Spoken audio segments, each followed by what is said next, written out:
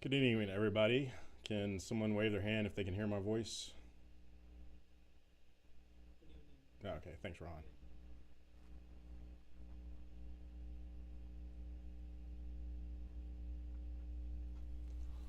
Okay, I have 6 o'clock.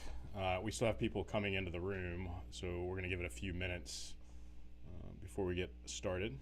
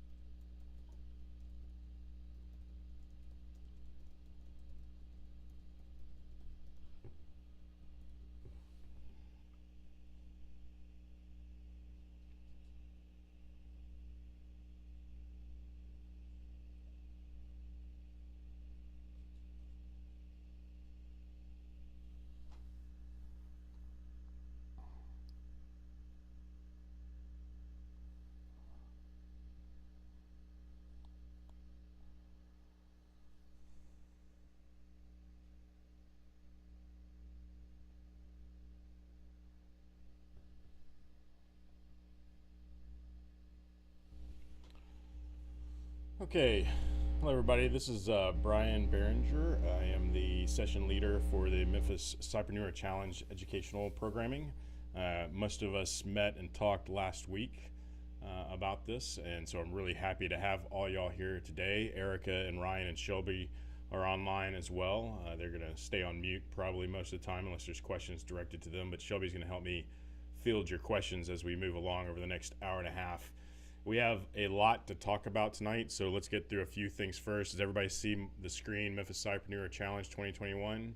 You should, if it's not pinned to your screen, so where it's all the way big, you should pin that to your screen so it stays big. Rohan, is that looking pinned to your screen there? Yeah, good. You're at the top left of my video gallery, so I'm going to refer to you a lot maybe to sort of double check, so I appreciate it. You're the first face I see otherwise. So that's good, and everybody can hear my voice because Rohan's responding back to me and everything else, so that's good too.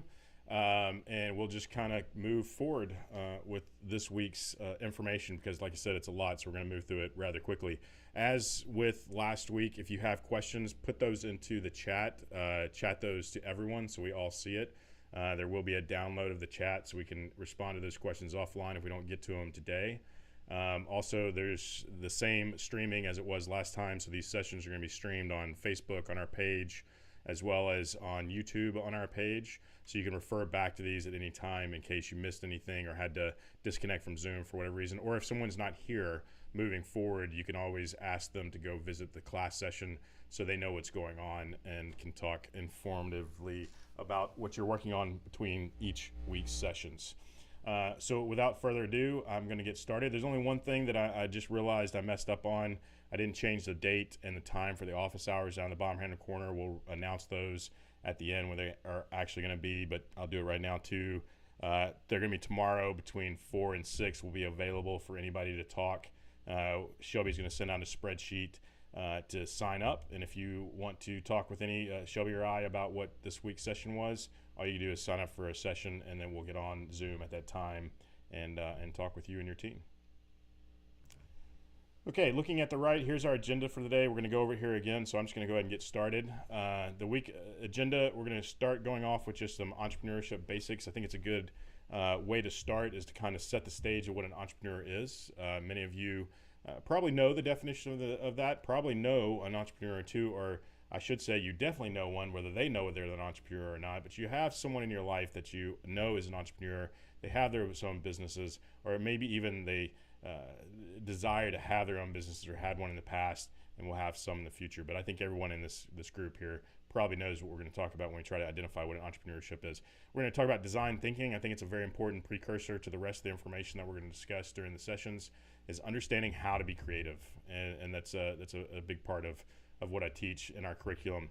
The third part, we're going to go over the idea discovery canvas, which is the tool that we're going to utilize throughout the sessions.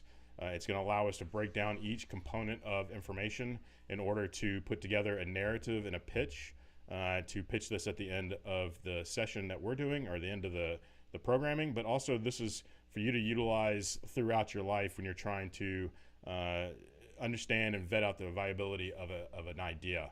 So the idea discovery canvas, which is created by the Center for Entrepreneurship and Innovation at Christian Brothers University.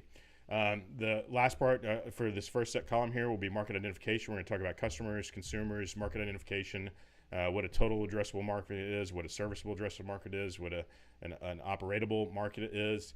So we'll go through those. The fifth thing is probably the most important thing for tonight. That's problem framing. Our homework is going to be based off of the problem statement. So we're going to talk about that tonight. And then we'll do a brief dive into the pitch deck. Just an overview. I want to go ahead and give you exposure to that because that's what you'll be utilizing by the end of the programming to pitch at the final session in front of our panelists. And then we'll go over homework real quick. Okay, so are you an entrepreneur? I mean, it's easy for me to answer the question because I know the definition. I know what it feels like to be an entrepreneur, and I've been doing that for 30 years since I was in my early teens with family businesses and a variety of other just hustles that I got myself into over the years. So, I mean, I know what an entrepreneur is, but I think probably I was saying earlier is every one of y'all has an entrepreneur in your life, and maybe you've been an entrepreneur or you desire to be that. Maybe it's a father, mother, brother, sister, cousin, aunt, uncle. It doesn't matter. You know someone or a best friend, or you happen to go and become friends with someone of a restaurant that you like to patronage. So you understand what it's like to at least know what an entrepreneur looks like and kind of thinks like. So an entrepreneur is by many definition is just someone who is willing to take a leap of faith, right? Someone who's willing to take an idea that is completely unvetted, unbaked, and jump off that proverbial cliff into the unknown to try to figure out what's going on. I think personally anybody can be an entrepreneur, both with and I'll just a couple of side examples, but both of the government shutdowns over the last several years, the number of entrepreneurs that were laid off because of their jobs being lost skyrocketed. There was hundreds and hundreds of new businesses being launched by government employees that are no longer working in those jobs, and they launched their own businesses. So a lot of times entrepreneurs come out of necessity, and a lot of times they come out of opportunity.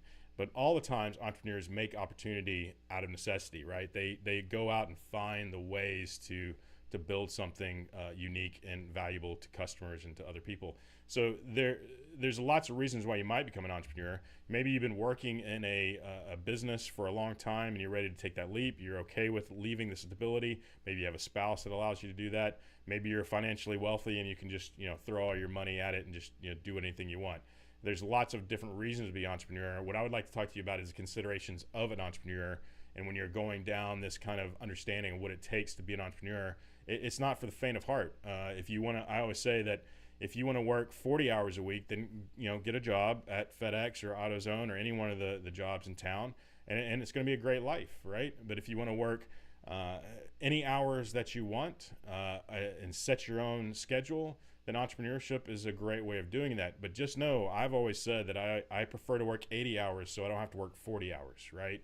I don't mind working 80 to 100 hours all day long and everything. And I have a family of entrepreneurs, so we all kind of are in the same way and same mentality in this household. But that's so I don't have to go work at jobs that I just don't feel like my value of what I like on a daily basis is being received. So, one of those things that you have to contemplate is, do you have the ability to do that, and is it the right time? So, and do you have the personality? A lot of people look at entrepreneurs and they say they're extroverts, and they, that they're very energetic and motivated and this, that, and the other. And that's not true, actually. A large percentage of entrepreneurs are not extroverted. They might fall close to the extroversion line on the Myers-Briggs scale, but doesn't mean they're all the way on the other side of the spectrum, completely extroverted, can talk to anybody.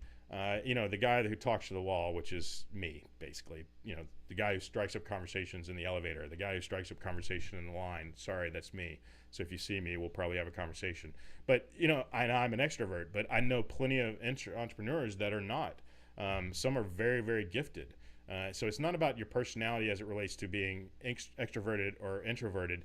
It's more about, understanding how to come out of your shell, right? Motivation, you have to be very self-motivated because there's no one going to be behind you patting your back saying, keep going, keep going, keep going. So you have to be very, very self-motivated. I like to think of things in ROI, but this is something else, but ROE, right? You need to understand what your expectation is, return on your energy. How much energy you're going to put into this, how much effort you're going to put into this, and what is that ROE? What do you expect to get back from that energy that you put forth? Work-life balance. I mean, if I didn't have a household of entrepreneurs, we wouldn't understand each other at all. It's one of those things where because we have an understanding, we're able to kind of dictate our work-life balance. But if you're in a family with a bunch of people that aren't entrepreneurs, you're going to have to understand that you have to figure out how to do work-life balance. And that goes with family and finances as well. And I'm not a big proponent of you taking your 401 and going to put it into a new business or anything like that. It's more about understanding the ins and outs of your finances and what you can and can't do as you're getting early starting into an idea and validating that idea, and certainly understanding what work-life balance is. Perseverance and energy. I mean, entrepreneurs, if you want to be an entrepreneur, you have to look at obstacles as something that you can physically get through. I should say figuratively get through in most cases, but a lot of times it is physically get through or literally get through. Entrepreneurs generally look at obstacles as something to overcome, over, around, under, or through. We don't stop at roadblocks. And there's a saying that we have at StartCo when we were there, and Shelby has probably said these words 1,000 times, but never stop, right? That was the motto of most of the entrepreneurs coming out of the program, is to never stop. Empathetic tendencies. You have to understand, we'll talk about it tonight, the difference between empathy and sympathy, and understanding what native bias is. Everyone in this room has native biases. We have tendencies, we have things that we, based on life events or just personality traits, that we let act as biases, both good and bad, towards something, and those lead to generally assumptions from other people's perspective. So having empathetic tendencies, not sympathetic, empathetic tendencies, and understanding perspective will allow you to get past your own native bias in order to not make assumptions, or maybe even write the assumptions, but to go challenge yourself on those assumptions to get to a point where your idea is actually something that's validated by other people's perspective. And that's a critical point, right? If you're building a solution for one, you're building a solution for no one. If you're building a solution for everyone, guess what?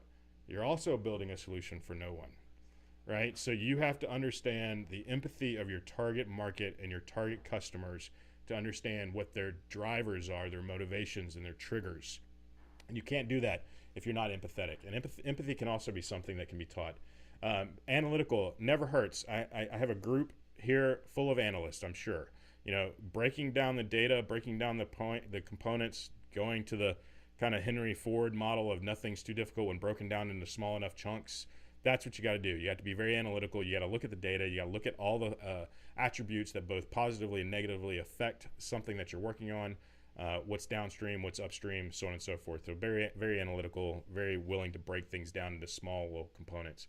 And then the three C's. This is what I look for in every entrepreneur that I work with and every entrepreneur that I train and coach, is character, confidence, and coachability. Character is who you are when no one's looking, right? It's your innate personality that maybe not a lot of people get to see sometimes, but your actions speak louder than the words in that regard. So that's your character. Confidence, it's that borderline between being cocky and arrogant and just being confident. And confidence comes from knowledge. Knowledge is about information. Information is about data and insights, understanding your product back and forth, understanding your market back and forth, understanding your funding sources back and forth will allow you to have a lot of confidence about what you're talking about. By the end of this program in 8 more weeks, when we're doing pitches, I hope everyone's confidence is so high because we've gone through this process and you've learned more about your product to the point where you can defend that product to anybody you talk to in a very confident fashion. And then the last thing is coachability. There's not a single thing or a single day that I don't go by where I feel like if I needed to learn something that I didn't, right? If I want to go learn something, I go look, I research, and I teach myself, or I ask someone who's more experienced than myself to teach me, to mentor me. I have dozens of mentors that have been mentoring me over the last 3 decades, and I still talk to a large percentage of them. And then I'm also a mentor to dozens and dozens of other individuals as well. And that's all about coachability. So understanding that you don't know everything, understanding that there's things to learn about yourself, about your business, about your technology, and about your clients, right? And there's 1,000 other things, but those are the tops, right? So coachability is a very important thing. So these are the considerations and character traits that an entrepreneur generally would have. Some of the skills, we'll go through these rather quickly. Obviously, critical problem solving. We talked about empathy, empathetic research. This is a big one on the right here. User-centered ideation or user-centered design, human-centered design. We're going to touch on that tonight. Risk mitigation on a daily basis, understanding what risk will come, what risks you need to be aware of, even the unknown unknowns, right? So trying to understand how to mitigate risk on a daily basis is a big part of what an entrepreneur does. Conceptualization, we're going to talk about that through these sessions. The ability to take an idea from a napkin and put it into a form that someone can actually even potentially touch, work with, feel, give you feedback for. But essentially, we're talking about even figuratively conceptualizing in your mind an idea based on information, right? And that's what we're talking about. Strategic planning, of course, monetization, understanding how to take something that is worth nothing to anyone except for yourself because it's your own intellectual property, and saying, I want to make sure that the value proposition for this product that I'm building has the ability to make money. That's what monetization is, but it's only, it's at the mercy of someone paying you. And we're going to talk about customers and consumers tonight as well. So monetization is all about taking something that's been conceptualized and making sure it's in a form that someone's going to pay you for. Startup funding and financing, the ability to understand how money works in a business is also a big part. And then something that we're going to be teaching, not in this class, but in other classes that's important for entrepreneur skills that I'm adding now and starting to teach is sustainability, understanding how your product and your company and your team, your employees, your industry, your sector, whatever, can breed in sustainability to your environment. And that's a very important thing as well. So a lot of entrepreneurs are moving into the sustainability world as well. Okay, so are you creative? You know, I mean, I found this picture today, and I think I have a picture very similar to this of me wearing a helmet with a lot of electronics on it, mostly taken off the walls of my father's garage and put onto a helmet. I mean, literally. So it was pretty, it was like, are you creative? I mean, yeah, I think I've been a fairly creative person my whole life, but the thing that was found most interesting is 4 or 5 years ago when I started getting into design thinking and teaching that, I realized that, yes, I was creative because I was highly imaginative, right? And I needed something to tangibly, manifest what was in my head. So I'd build things, and so, and as I showed you last week, I'm still into building things because Legos is my big hobby, right? So I still build things and make things and everything else. So I've always been creative. And then 4 or 5 years ago, when I started learning about design thinking, like I was saying, I realized I was lucky, but other people aren't so lucky. But the fact is they can be taught how to be creative, right? It's actually fairly simple to do. And we're going to go through a little bit of it tonight. And I hope to challenge some of y'all that feel like you're not creative to not think it's all about being artistic on a piece of paper or with a paintbrush or glue or Legos, right? It's anything that you can think of. That doesn't mean it's just because you can't build something that you're not creative, all right? So we're going to talk about creative from a thinking perspective. So creative is not bound by any single definition. We just talked about that. We can each express our own meaning of creativity as we describe what we experience when new ideas are formed, right? So creativity can be anything as it relates to understanding that something doesn't exist and we need to make it into a form where people would buy that. Well, that takes a lot of creativity to get from that nothing, that napkin, that piece of paper, all the way to something where it's in somebody's hands, or it's in someone's body, or it's on someone's head, right? And working with the babies and the formation of their skulls. These products and everything we're talking about, they have to go through a very lengthy creative process to come from nothing to get to something. And so creativity is not bound by a single definition of I can draw, I can paint, I can sculpt, I can mold, I can do things like that. Creativity is defined by things that are just innovative, things that we have to think about in order to get from point A to point B, right? We're creative every day. Challenging yourself to go a different way to work, or having to go a different way to work, is the basic example of being creative. In fact, that is, if I can get back to my deck here, that's what we're going to talk about here in a second. Big creative and small creative. So creativity denotes a person's capacity to produce new or original ideas, insights, inventions, or artistic products which are accepted by experts as being scientific, aesthetic, social, or technical value. It's kind of a wordy definition, but to me it opens up a lot of different facets of how you can think about creativity. So let's talk about the two forms of creativity. There's the little c. That's the one we were talking about today, just a minute ago. Taking a different way to work, going to a different place that you've never been before and trying to figure it out, changing your wardrobe, changing your diet, small product updates in the app that you love on your phone. These are all small c kind of creative type things. They happen on a daily basis. They're very routine. You barely notice many of them. They're garden variety, but they are someone being creative about something and changing something up. Some of those you will notice as you do product updates, and as you build out your businesses, you'll notice these things that are just kind of small C category type stuff. Then there's the big C, new and bold innovations that lead to disruptive ideas. And we use the word disruption in my industry as being a very positive word, right? We didn't want to disrupt an industry, we want to turn it on its head. So the processing power and miniaturization, I mean, batteries and CPUs, we've seen them get smaller and smaller and smaller over the last 4 decades, over the last 3 decades, especially over the last decade. And so there's all that stuff with miniaturization, batteries and cars. We have cars that are, and graphene, all these different things. These are major innovations that have disrupted many, many sectors. Alternative fuel will be something that will disrupt our entire planet and already has. Social media, I cannot give you any examples because I don't want to talk about social media. But the fact of the matter is starting in, the 2010, 2008, whenever you first got on Facebook, and fast forward to 2021, and we've talked about elections and people being manipulated and everything else, social media disrupted our entire world. I mean, I can't think of a better example of a large C kind of creative thing, but that took a lot of creativity to get us there, right? It might not have gone to the direction we want, but the fact of the matter is that social media completely reinvented the way we interact with people. COVID, that's a big C that hopefully no one created, but the fact of the matter is it's a big C that disrupted everything. Now think about the disruptions that are occurring because of COVID, right? Zoom technology. I don't have to train anybody in this room on how to use Zoom now. A year ago, there might have been a few, right? These are things changes that occur over time, both naturally, organically, and by human means to change us in a very impactful and meaningful way, or a very large scale way. So thinking about creativity in these two levels will help you understand that you're being creative already, just on a daily basis, okay? So when we talk about breaking these things down, and I teach a whole semester on design thinking, so it's a 12 to 14 week class I'm going to try to encapsulate into 15 minutes tonight. And we can talk about it more at our office hours. I can talk about it more online, but design thinking is a process that has an industry standard. Companies like IDEO did a lot to build this theory around design thinking.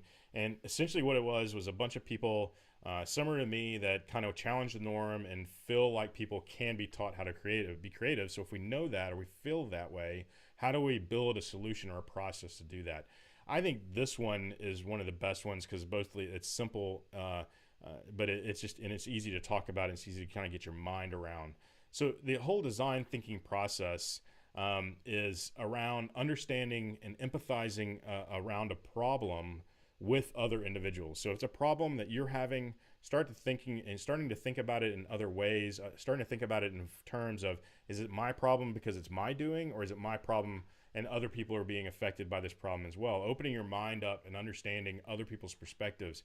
They might have a similar problem, but the problem might manifest itself in a different way for them, or the effect of that problem might be manifested in a different way for them. So you have to understand, and we went back to this earlier, of talking about empathy and understanding how to empathize with your customers to understand their perspective. At this point, we're not really saying, I want to try to figure this person out. Really, at this point, we're trying to understand what are all the parameters that would affect multiple groups of individuals, not just myself. So understanding and getting your head out of the box and understanding empathy and understanding how to look at other people's perspectives, which means you have to look deep into the motivations and the triggers that cause them to make changes and make decisions. So you have to be empathetic. You have to think outside the box. You can't be a selfish person and be an entrepreneur. Trust me, it really will get in your way.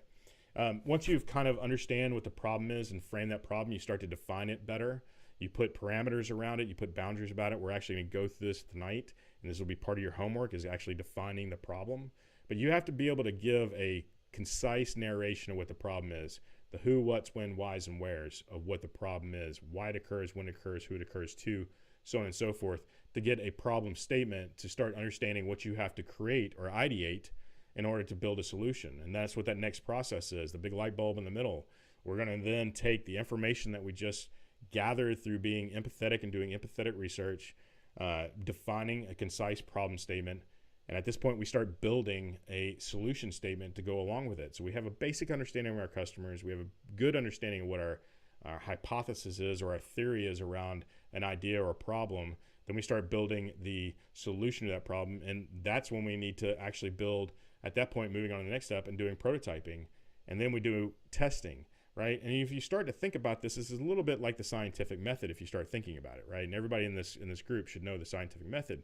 You know, you're going to observe, you're going to theorize, build hypothesis, build a test base, test that solution, analyze the data, manipulate the data into findings and insights, take those findings and insights that you just tested, turn those back around into updates to the original problem and solution based on information you find, build a new prototype or a new data set, test, rinse and repeat. Right, so this process is all about breaking these things down in a creative fashion in order to understand in a concise fashion what you need to do. Is this going to give you a company at the end of this process? No. Is it going to give you a viable product that you can go to the into the clinical trials with? No. Will it give you a good understanding of where you need to go to do that? Absolutely. And as you move into actually building out your minimum viable product, the product that you're going to launch first, you will continue to use design thinking to make it better and better and better. So design thinking, the idea discovery canvas that we're going to go over next, these are tools that you'll continuously use throughout your life, I hope. But certainly on every entrepreneurial venture that you do or any kind of project that you build or help build from scratch, these are exceptionally good tools to help you define what needs to happen in order to solve a problem, because you understand exactly what the problem is and you understand who it affects, why, when, and where. And that's a big part of design thinking. So I really encourage you to go online. IDEO is the company. It's a great, huge, big, massive design company around the world based out of New York. They have a great process for design thinking. Go to Google, go to wherever you want, ask Jeeves if that's still around, and do design thinking. I caught a couple people smiling on the Ask Jeeves thing, so that's laughing on the Ask Jeeves thing. So anyway, don't use Yahoo and stay away from Alta Vista. All right, so design thinking, look it up, read about it. It's good stuff. I'm going to go over a few more concepts tonight to kind of give you an understanding. So design thinking, the foundation of it, is really quite simple. And that's why IDEO made it this. So there's 3 core activities. It's all about ideation based on inspiration and then implementation. And you see these kind of centrical, circles going around in kind of a positive fashion. They're all building upon each other. So ideation, comes from inspiration. Inspiration leads to prototyping and building things. And you implement that, rinse and repeat. Keep going, keep going, keep going. And ultimately, though, what you'll find out is your design thinking process looks like this, right? That is the early stages of the design thinking process, the time when you're in deep into discovery, which that word will be utilized quite a bit through this process, and you'll hear it time and time again from entrepreneurs. It's all about the discovery, right? It's all about the research, about finding. And when you're doing this and when you're working on technologies and when you're in your own educational process, you'll feel this way. You'll feel like everything is so chaotic, right? But that's a good thing. The more chaotic it is sometimes means the more things you have to actually quantify, qualify, compartmentalize, do whatever you need to do to come up with a viable design concept, right? So as it moves through this chaotic stage into the design stage, you build a problem statement, then it kind of starts to smooth out into delivery. Now, obviously, 3 months, 3 years after you deliver something, you're right back into the squirrely bit over here. And your customers are going to drive you into that squirrely bit over here on the left quicker than you actually think, because they're going to get satisfied with what you have, but then they're going to want more, right? So each product iteration that you do over time will get better and better and better, but understand that each part of those concepts or each part of those updates should or needs to, and I feel like is required to go through a design thinking process to make sure you're keeping to what the expectations of the customers are in the first place. And you aren't losing sight from where you came from. And you have sight or where you need to go to, right? So that's what this is all about, is taking chaos, making it sane, and then throwing it back into the world of chaos again. I like this graphic because it also gives a good understanding of what human-centered design is. Human-centered design is, and we've talked about it in concept several times tonight, it's about understanding and being empathetic about your customer base, understanding their perspectives, understanding what they utilize to make decisions, and then building a solution that's centered around them, right? And it's centered around humans in that aspect. And I'm not saying you only build products for humans. You can build products for dogs, and you build products for things. But at that point, it'd be a dog-centered design, quite literally, or whatever you're building for it, you have to center it on the user, right? The customer. And some things I've been changing it to user because of the example I just said. So I'll probably stop saying human and just go to thing or user. So anyway, innovation is the inflection point between desirability, feasibility, and viability. You can't build a solution if no one wants it. I mean, you can, but you're going to be wasting your time. You can't deliver a product to market if it's not feasible, and that feasibility comes from technology, comes from finances, money, comes from regulatory, laws, ethics. So that feasibility, a product has to be able to be built in a feasible fashion in order to deliver a market. And then viability, that there's actually going to be an opportunity to sell that product and people will buy that product, and it's actually a viable solution that people want to utilize maybe once or maybe several times. And in that kind of inflection point between these three, the Venn of that diagram, it's where the innovation meets, right? So that's really where innovation is housed, in between these three areas in human-centered design. All right, so we've talked about it a few times. I want to kind of go over it rather quickly and discuss what is empathy and what is sympathy. Most people have the ability to be sympathetic. Generally, that's when someone's saying something that's bothering them and we say, that sucks, right? Look at the illustration down at the bottom. That's being sympathetic. That's being human enough to say, I'm sorry, man. I'm sorry, that you're going through that. It's not necessarily feeling it, but it's at least being of the personality to say you're sorry. That's important, but not as important as empathy. Empathy is understanding.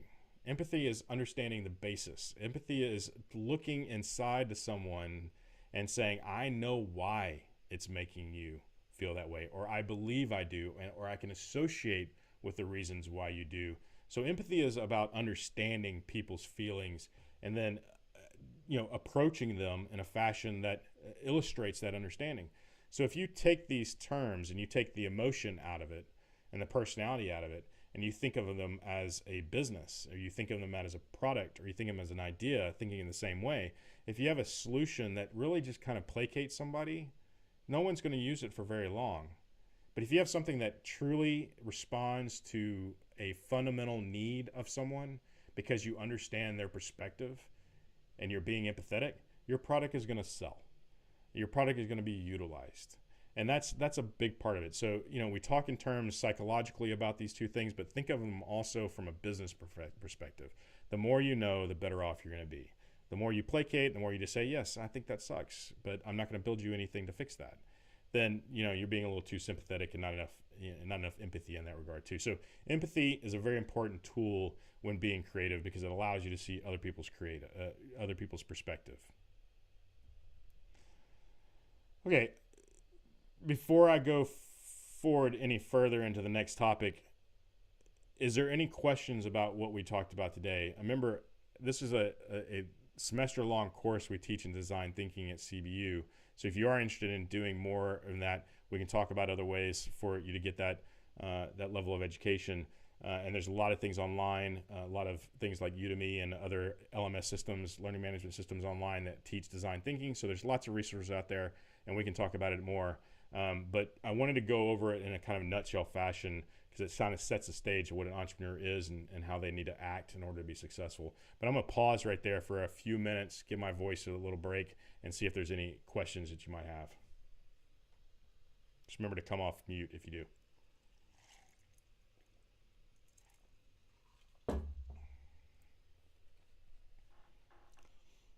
Okay, my voice has now had its break, and there's no questions. I'll move forward. Oh, yeah, go ahead. So when we're talking about sort of the design thinking phase, there's a lot of, you know, I guess in that picture of spending a lot of time on discovery versus design and delivery. Well, I guess from like a scientist perspective, it definitely makes a lot of sense that we spend a lot of time on the discovery side of things. But at the same time, it seems very inefficient from like a business perspective, where I guess maybe that's not the most practical amount of time. Where I feel like while it's could be fun and interesting, maybe it's not the most efficient. I guess that you maybe speak a little bit towards that. Kind of rephrase the question for me. I guess how do you balance the complexity of the discovery phase with the time spent? Yeah, that's a good question. Being creative. I could probably speak to that, Brian. This is Brad online. Okay. I would say at Crossroads, which is a startup that came about in 2014 that I work for, they actually do it in parallel, right? And they're always in the discovery phase, which is what in R&D we call advanced development, which is pipelines for products that could become commercialized. And we're always in the discovery phase, but it's running parallel with the design phase of products that are going to be commercialized that have a timeline associated with it and a product line and marketing and sales campaign that's tied to them. So it's like, I guess it's always ongoing, at least at Crossroads, but then you have parallel designs that are going to commercialization. Yeah, I mean, I think that's a good way of putting it from a established business perspective. But I think that's an important understanding of what I just said is when you have a large team and you can dedicate resources, the most successful companies that are building solutions have teams that are doing discovery full time, like we just said. That's their job, and their goal is to continuously continuously make their product and their solutions better by continuously understanding their customers and their customers' changing behaviors. Remember, if you put a product in the market, you're going to start changing that customer's expectations, that customer's behavior because of that product, because now it's solving a problem for them. So that problem's no longer there. What gets introduced with the solution? A higher expectation over time for products and services. So if you don't have anybody working in that on kind of a full-time basis or at least a quarterly basis, then you will lose sight and your feature roadmap will begin to deviate from the expectations of the customer, and you'll lose footing to competitors who are doing a better job of that than you are. When you're in the first stages like you are now, and I think that was also really an important part of your question that I was pulling out of, is you have to be creative. I mean, you have to understand that getting a product to market before it's ready to be at market is a bad thing. Getting a product to market based on the level of discovery that you need to have a good launch is the right thing. I'm not going to say it's a good thing, and I'm not going to say it's a bad thing, but it's certainly the right thing over the wrong thing as it relates to doing it prematurely. So you just got to understand that when you're in the early stages, good sayings are, first of all, don't sacrifice better for best. right? You're trying to get a minimum viable product out to market, meaning the minimum feature set that is going to provide value to someone who's willing to pay you for it, more than likely. Otherwise, you can call it beta or you can call it whatever you want. But the idea there is to put something in somebody's hands that they're going to consume and use and maybe even pay you for. So you got to understand that we got to get to a product, but at the same time, we can't shortchange our time that we need in order to build what we in the product of the value and the value proposition that product needs in order for a customer to be happy with it or alive with it, and talking about life sciences and therapeutics and vaccines and cures and stuff like that. So, you have to put in the time. So that's why we talk about teams. That's why we talked about it last week about, how many founders is good. It's difficult for one person to do all this. It's easier for two people to do all this. I'm going to go work on the outside operational stuff. And Shelby, you're going to be working on the discovery side of things, so on and so forth. And then as you progress further and you get funding, obviously you put more people on the team. And the last thing I'll say about that is, Agile and different types of process tools like Agile and Scrum and these different types of rapid deployment and development type solutions, very tried and true, decades old. Even Agile is couple decades old now. They allow you to do rapid development with a process. So like if you do a 4-week sprint, that first week is about discovery, second week is about the R&D, third week is about development, fourth week is about testing, and then you roll it out. And then you do another sprint right after it.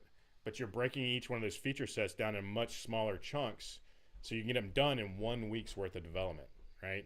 But everything's built into the process that way too. So everything is built in the process. Okay, so I want to move on. Is there any more questions? We just got to try to keep track of the time. Okay, so the tool that we're going to utilize, and we're going to send this out to you, is called the Idea Discovery Canvas. I'm sure a lot of people have heard, or maybe some of you have heard about the Lean Canvas. Some of y'all have heard maybe even about the business operations model canvas, and a lot of other different types of tools like this. We call them canvases because it's one page. It's broken up into blocks. Each block has its own section and its own importance. But because it's all built in this way in a canvas type fashion, each section, each grouping it means something to the one that it's attached to. And all of them together mean something to each other one individually. So the first one being problem, second one customer solution. You can get a good understanding of what those things, those are like the three legs of the stool that you're trying to build here, and they have to be lockstep with each other. And I'm gonna go through each one of these things.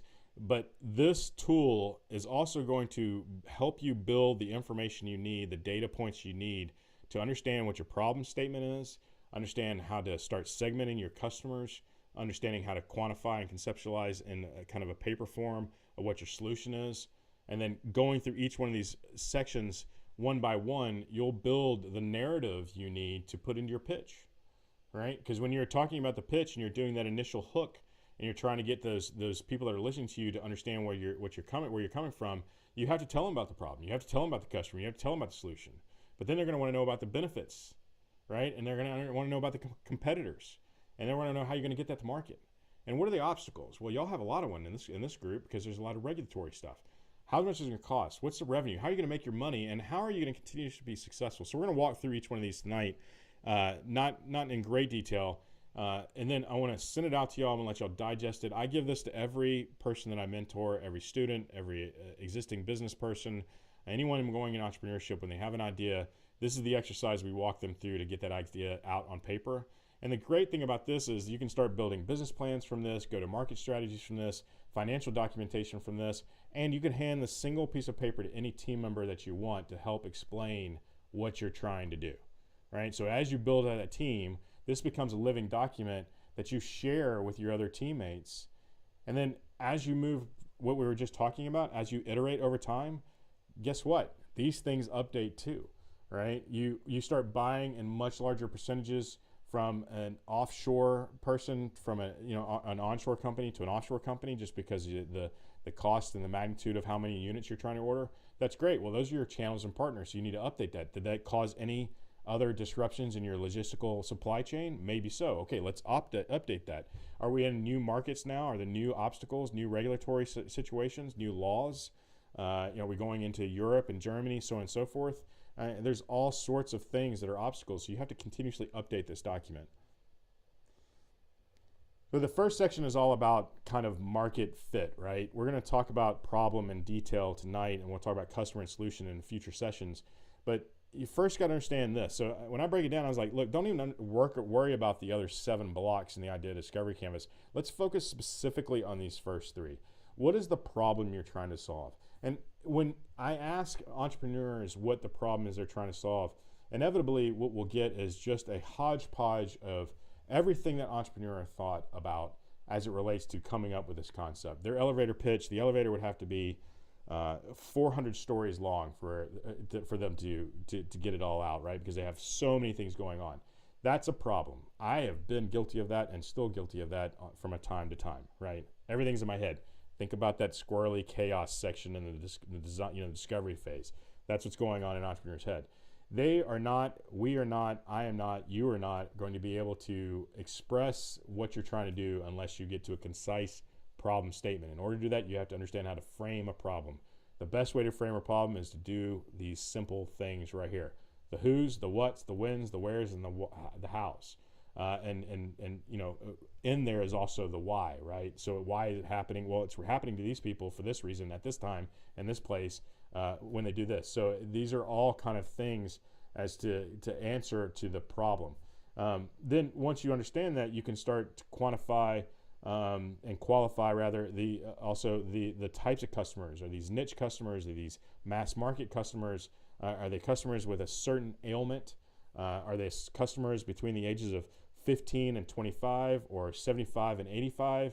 Are they man, female? There's all sorts of different demographics that we have to try to build upon when understanding what customers we're going to focus on.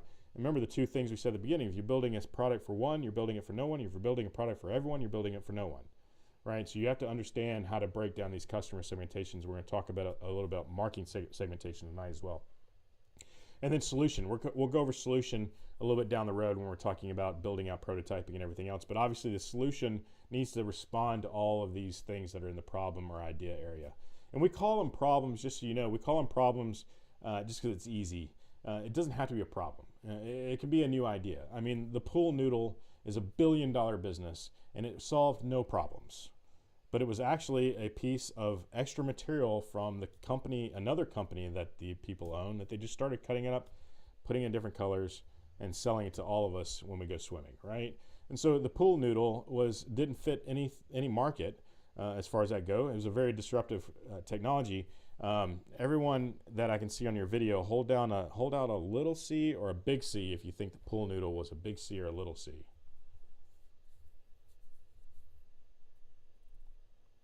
Big C.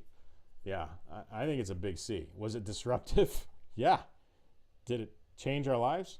Yeah, actually, in many ways it did. I mean, we were able to float on this little piece of foam. I make fun of it, but I actually bring that and the super soaker water gun thing up every time I teach. The guy who invented the super soaker is actually a rocket freaking scientist. Worked for NASA for 3 decades. Has more patents probably than everybody in this room combined.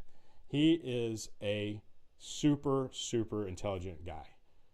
And no one had reinvented the water gun for centuries, decades.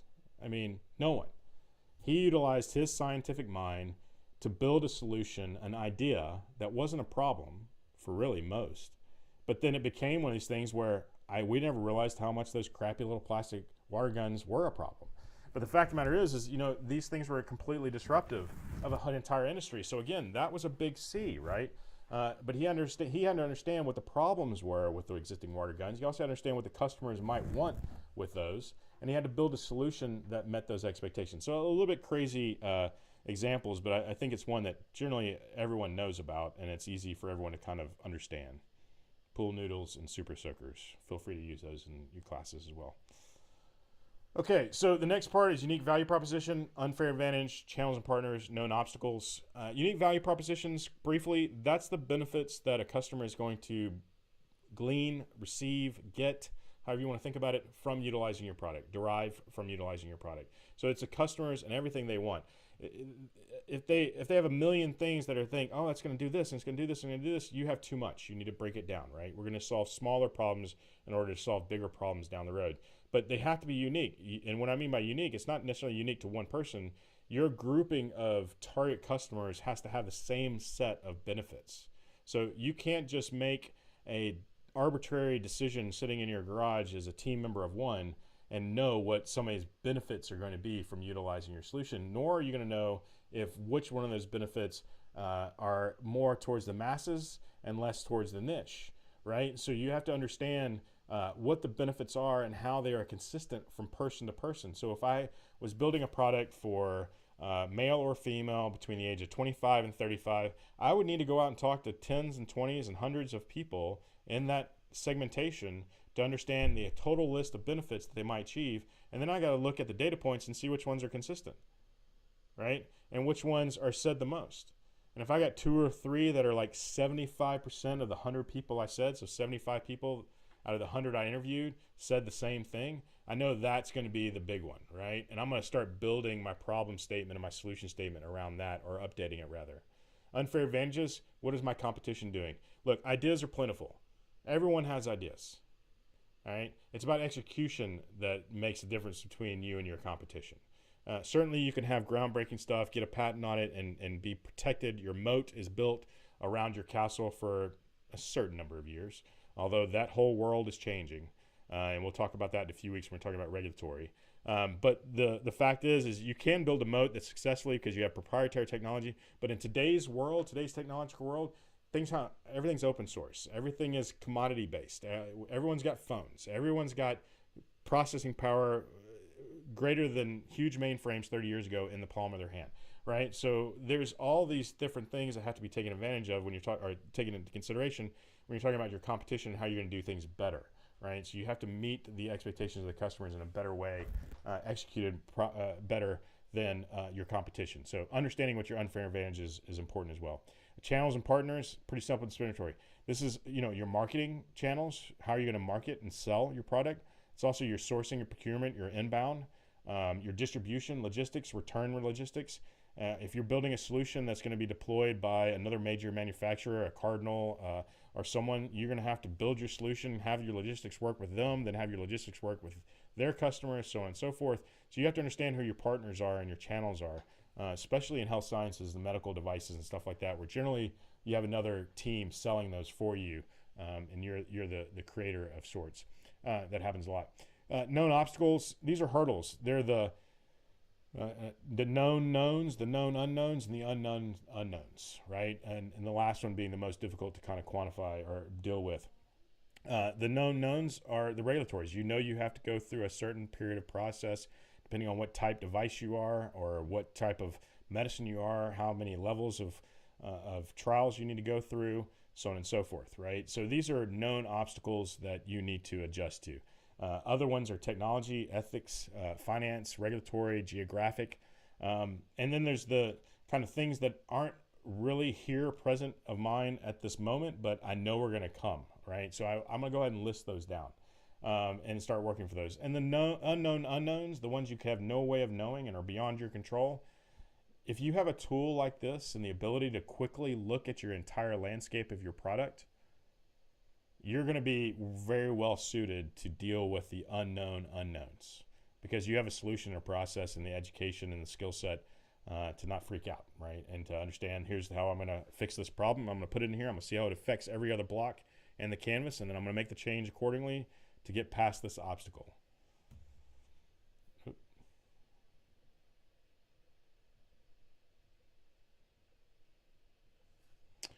Okay, hang on a second. I'm going to take a 1 minute.